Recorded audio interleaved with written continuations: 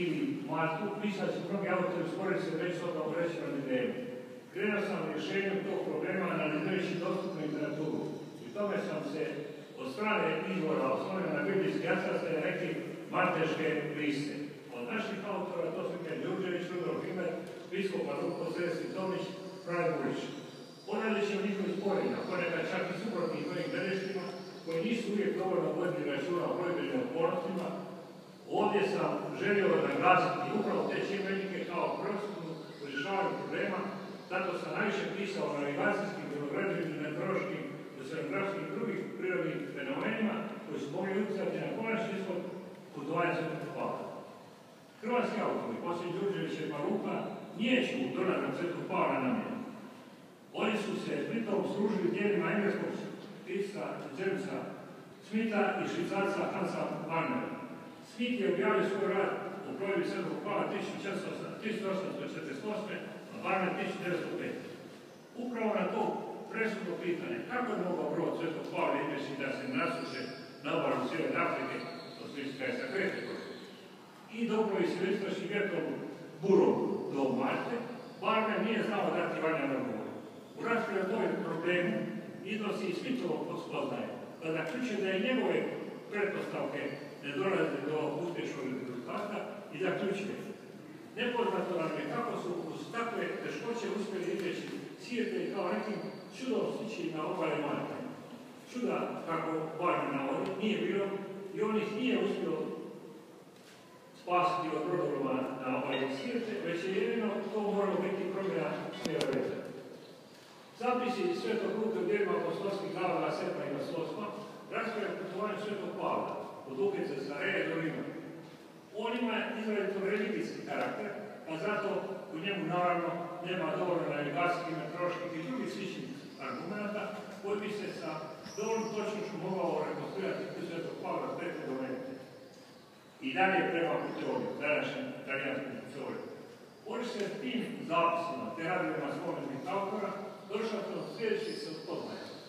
Brod Svetog Pavla nije mogao ploviti uz vjetar, zatim sa bočnim vjetrom i valovima u bok, pa zbog toga nije mogao sjeveroistočnim vjetrom ploviti u zapadnu kusu i stići iz Krete na severnu obalu Malte. Uporaba pljuvajući sidra tu je nepobitni dokaz da je brod Svetog Pavla plovio ni vjetar, odnosno niz vjetar, a čaknice načinom plovenja sjeveroistočni vjetrom nije mogao stići na Kretu, iz Krete na Maltu, dok se jugoistočni vjetrom mogao stići samo na Maltu. Zapisi Svetog Luka, tjerani tamo malo plave, očito upućuju na promjenu smjera vjetra. Vrlo je vjerojatno da se on mijenjao i nije svih 14 dana kupao sjeveroistočno, kako se literaturi tvrdi. Da je svih 14 dana kupao sjeveroistočni vjetar, brod Svetog Pavla doživio u programu na sjeverno-afričkoj obali. To se nije dogodilo i upravo iz tog proizvodi da je zapupao vjetar iz južnih smjerova, vrlo vjerojatno širok jugoistočni vjetar, vjetar koji pretjerno puše u tom dijelu Jonskog i Jadranskog mora u godišnje doba plovidbe Svetog Pavla. Ti vjetrovi omogućili su da brod Svetog Pavla doživi brodom da ne doživi brodom na obali svijete, ali je stvorio uvjete da on bude zanesen prema nebu.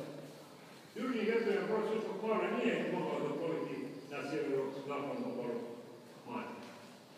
Morske pak struje, istočno Sredozemlja, Jonskog i Jadranskog mora, te obrnuto smjerom utvrđati na Sadu. I zato su također pogodovale proizvu broda Svetog Pavla na putu prema Mjeru, dok su se suprotstavile njegovim kretanjima prema Malti. Plovidbeni put brodova za prijevoz žita iz Aleksandrije prema teoriju, odnosno za Rim, išao istočnim smjerom uz obale otoka istočnog Sredozemlja i Jonskog mora, pa je prolazio Otranskim vratima i dalje obale južne Italije i Pesijski tjesnac, za teoriju Rim.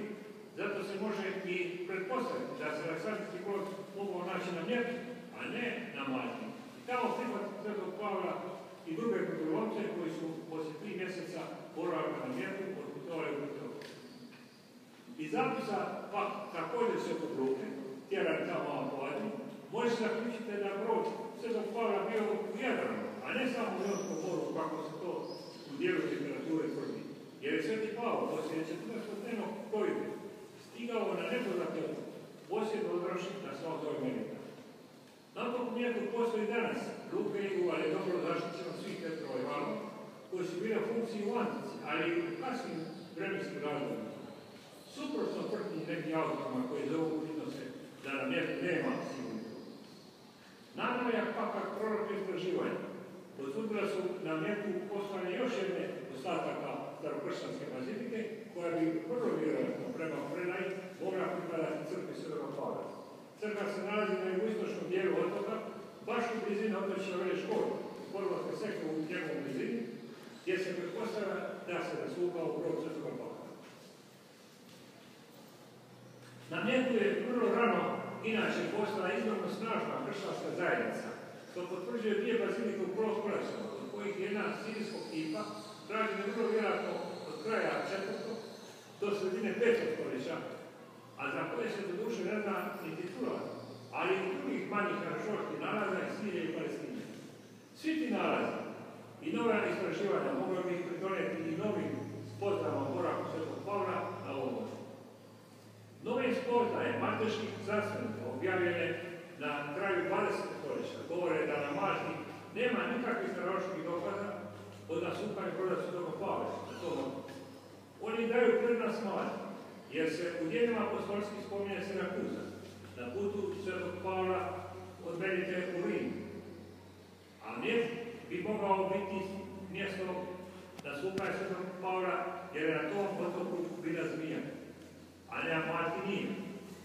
Ta prednost koju Maltežani daju u svom otoku, zato što je bliža Sirakuza, ne znači ništa. Način pojme mjesečnih destinacija nalagao je današnjim jedinacima, čak koji imaju 20. stoljeća, da čekaju povoljne vjetrove i struje na prolazu destinacije.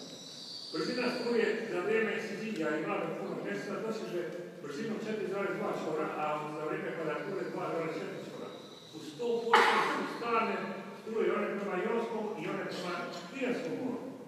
Zatim tu su vjetrovi i poznate sile kriva, da su virovi u starobinskom obranu koji su stvarali velike probleme tim starim narodima. Zato brod Svetog Pavla, ploveći sa Mljeta, dolaskom ispred Mesijskog tjesnaca, čekao je 3 dana polno vrijeme boraveći u Sirakuzu.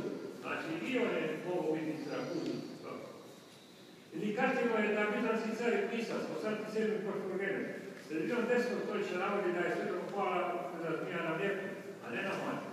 Malta je bilo Rimsko carstva 395. godine, do kraja 9. stoljeća bila pod Bizantom, kada su osvajali Arabe. Nije za očekivati da bi car pomašno zamijenio te otoke.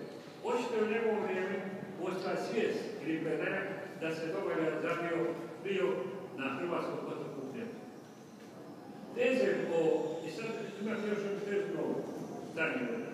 Teze o prodoru Svetoga Pavla apostola na grčkom otoku Kefaloniji, nove legatom, objavljeno je i njemački znanstvenik Franz Wernicke 2000. godine. U probi Svetog Pavla na relaciju Kefalonije do Sirakuze, Wernicke iznosi da se on odvijao preko Jonskog mora i to za vrijeme zimskog solsticija, između 6. i 15. siječnja, kad vrijeme zna biti povoljno. Postavlja se na tom drugom putovanju, kako tvrdi autor, orijentirana gledajući preko brda, preko krme gore Euros na Kefaloniji. A nakon jednog dana plovidbe, odnosno 12 sati, morali su mogli ugledati na zapad užaranu glavu u 12 Etne, na Siciliji, po kojoj su se ranili. Može se da pitati što znači da plovidba za vrijeme zimskog solsticija zna biti povoljna. Koji su to povoljni vjetar da bi brod Svetoga Pavla doplovio se Kefalonije na Sirakuzu? Samo istočno. Taj vjetar puše tijekom siječnja mjeseca 8% vremena, a svi ostali su vjetrovi za prelaz preko Jonskog mora nepovoljni. Nepovoljna je sjeverno-zapadna struja, jer bi onda ona bila okomita na bok broda i nanosio ih od zapadnog usta. Ako je povoljno vrijeme možda i bilo na obalama Kefalonije, to ne znači da je bilo tako u istočnom obalu Sicilije. Tamo je na tim prostorima, u tom zimskom doba, prevodaju jako vjetrovi. Grego Levante, Levante širok i Lebić puše velikom visinom i uzbog mora. Zatim orientacija u plovidbi prema Zenosa u 12 sati je nemoguće, jer dan je zimskoj doba, dan traje 9,5 sati, kada tome je iluzija. Usto treba spomenuti prosječna reaktivna vlažnost u siječnju 72%, pa znamo i mi da to, svi znamo da je po tom velikom vragi ne može se dosta daleko. Pa i nelogično je pitanje etne i tako da ja skratim to, kao što bi neko reći, jer se ne može to vidjeti, jer i vjeta ima veliki probuk, znači voli pusti sobljaci. I vidi se, može se vidjeti tek na 120 km koji u dejanim okolnostima, znači prosto još to 14 milja, to je različno među kvalitetom. Moj rad u zbornicu ima naslov zašto ne, a ne Marta Enrich Parolin. Odgovor je vrlo jednostavna, autori koji su se bavili tim problemima nisu vodili dovoljno računa o navigaciji programima meteorološkim, oceanografskim, geografskim i drugim prirodnim čimbenicima koji su mogli utjecati i konačni ishod putovanja svetog pojave dovodeći njegov provod upravo na mjestu. Nova istraživanja nove napoli znanstvenika, vjerojatno, mogli bi donijeti nove argumente o potrebu putovanju apostola Pavla i u ovom mjestu njegovog programa. Na temelju sadašnje argumentacije držim da je riječ o ljetu, a ne o Marti i ne o Petronu. Sada ovdje je spomenut naš dragi inženjer, ja mislim ovdje da mi je čast spomenuti ova dva znanstvenika naša, Ivicu Žile i Josipa Stoša. Oni su pronašli ostatak crkve Svetoga Pavla i mene je zainteresirali da se uključim kao pomorac u istraživanju brodova. Ti sam poslušao i napisao rad o nekim navigacijskim aspektima broda Svetog Pavla Petra Domenite koja je izdala 2000. Zavoda povijesne znanosti Hrvatske